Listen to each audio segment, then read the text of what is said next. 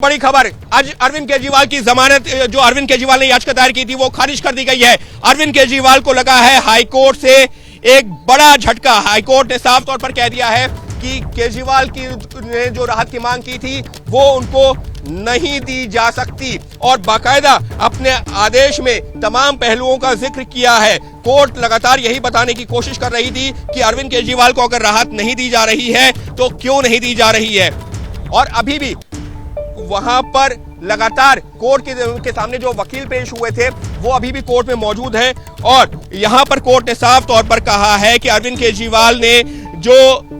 याचिका दायर की थी उस पर उनको राहत नहीं दी जा सकती। इसका मतलब साफ है कि ईडी की जो गिरफ्तारी को अरविंद केजरीवाल ने दिल्ली हाईकोर्ट में चुनौती दी थी, अरविंद केजरीवाल को दिल्ली हाईकोर्ट से लगा है एक बड़ा झटका और अब जो मामले की सुनवाई कर रही थी जज वो अपनी बेंच से उठ चुकी है, यानी कि साफ तौर पर एक विस्तृत आदेश दिया है और उस आदेश में यही बताने की कोशिश की है कि क्यों अरविंद केजरीवाल को राहत नहीं दी जा रही है। अब मैं विस्तार से बता देता हूं कि वजह क्या क्या है। पहला, जो अरविंद केजरीवाल के वकील अभिषेक मनु सिंघवी ने एक सवाल खड़ा किया था कि आखिर लोकसभा चुनावों से ठीक पहले क्यों, उस पर कोर्ट ने जवाब दिया है। कोर्ट ने कहा है कि अरविंद केजरीवाल को किस समय गिरफ्तार किया गया, उस टाइमिंग पर जब सवाल खड़े किए गए केजरीवाल के द्वारा, तो यहां पर कोर्ट ये साफ करना चाहती है कि कोर्ट को ये देखना है कि क्या गिरफ्तारी इस वक्त जरूरी थी। और ईडी ने जो दलील दी कि हमने एक के बाद एक समन भेजे, पिछले 4 महीने से समन भेज रहे थे, हाजिर नहीं हो रहे थे, उसके बाद में इनको गिरफ्तार किया गया और सुप्रीम कोर्ट का उस फैसले का जिक्र किया जिसमें सुप्रीम कोर्ट ने कहा था मनीष सिसोदिया के मामले में कि आप जल्द अपनी जांच पूरी कीजिए और उसके बाद में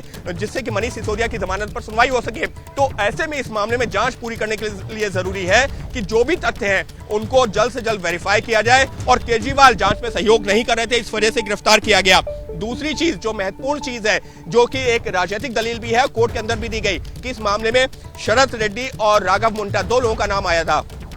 ये कहते हुए कि इन लोगों ने ये लोग गवाह बन गए और ये कहा गया कि इनमें से एक जो सरकारी गवाह बना उसने बीजेपी को इलेक्टोरल बॉन्ड के जरिए चुनावी चंदा दिया। कोर्ट ने कहा देखिए हमको इससे नहीं मतलब है कि कौन व्यक्ति किसको चंदा देता है, कोर्ट ये देखती है कि क्या जो सरकारी गवाह बना वो नियम और कानून का पालन करते हुए बना। अगर वो नियम कानून पालन किए गए तो उस पर भी किसी तरीके से सवाल नहीं उठ सकता।